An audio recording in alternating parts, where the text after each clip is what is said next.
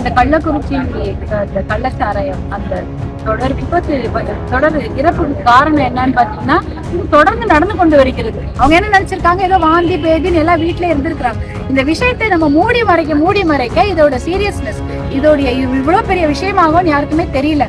இது ஒரு 5-6 நாளுக்கு முன்னாடியே நடந்த ஒரு விஷயம். ஆனா அதை வெளியில தெரியாதனால மக்கள் யாருமே மருத்துவமனைக்கு போகவில்லை.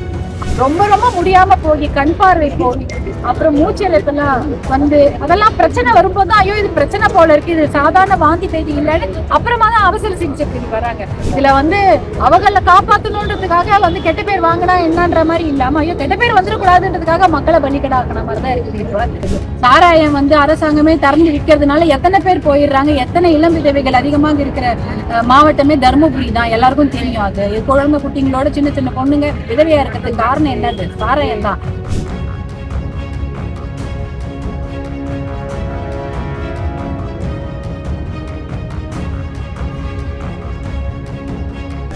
கள்ளக்குறிச்சி கள்ளச்சாலைகளை பத்தி உங்களுடைய கருத்து என்ன? 40 பேருக்கு மேல இறந்துட்டாங்க. 49 பேர்.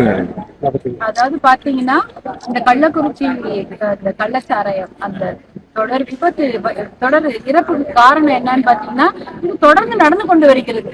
கொஞ்ச நாளுக்கு முன்னாடி காஞ்சிபுரத்துல நடந்தது, அதே போல விழுப்புரத்திலேயே நடந்திருக்குது. இதே கை மேடா அங்கதான் நடந்ததுன்னு சொல்றாங்க. இப்போ எத்தனை பேர் அங்கேயே ஒரு 30 பேர் அப்பயே போயிட்டாங்க. இதுல ஒரே இடத்துல 40 பேர் கிட்ட இன்னைக்கு போயிருக்கிறாங்க. இன்னும் நிறைய பேர் ஐசியூல இருக்கிறாங்க, அவசர சிகிச்சை பிரிவுல இருக்கிறாங்க. இது ஒரு 5-6 நாளுக்கு முன்னாடியே நடந்த ஒரு விஷயம். ஆனா அதை வெளியில தெரியாதனால மக்கள் யாருமே மருத்துவமனைக்கு போகவில்லை.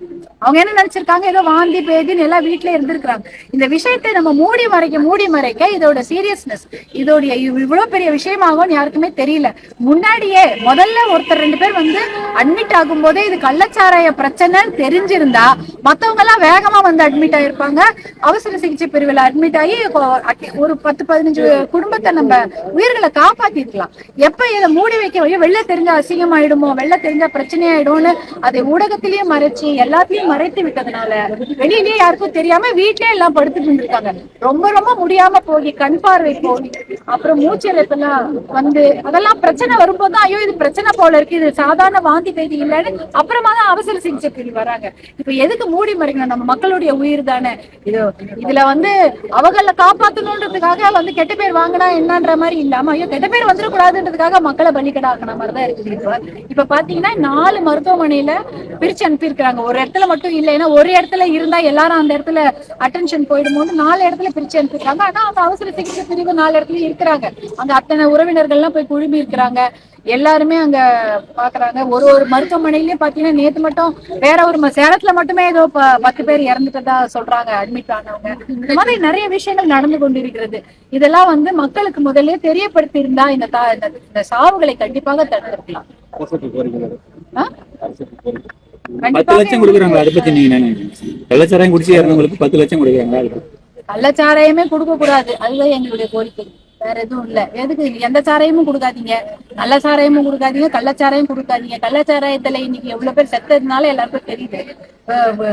சாராயம் அரசாங்கமே திறந்து விற்கிறதுனால எத்தனை பேர் போயிடுறாங்க. எத்தனை இளம் விதவைகள் அதிகமாக இருக்கிற மாவட்டமே தர்மபுரி தான், எல்லாருக்கும் தெரியும். அது குழந்தை குட்டிங்களோட சின்ன சின்ன பொண்ணுங்க விதவையா இருக்கிறதுக்கு காரணம் என்னது? சாராயம் தான். கள்ளச்சாராயமா இருந்தாலும் நல்ல சாராயமா இருந்தாலும் முதல்ல அதை நிறுத்துங்க, அப்புறமா எது வேணாலும் பாத்துக்கலாம்.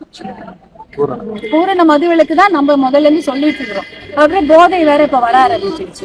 சின்ன பசங்க எல்லாம் சாயங்காலமானாலும் காலையில பள்ளிக்கூடம் கல்லூரி எங்க பார்த்தாலும் போதை தலைவிரித்து ஆடுகிறது. அப்ப அதையும் தானே நம்ம ஒழிக்கணும். அதுதான் முதல் முக்கியமான கோரிக்கை.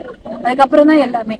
இது போன்ற செய்திகளை மேலும் தெரிந்து கொள்ள எங்களது யூடியூப், Facebook மற்றும் Twitter ஆப்களை சப்ஸ்கிரைப் செய்யவும்.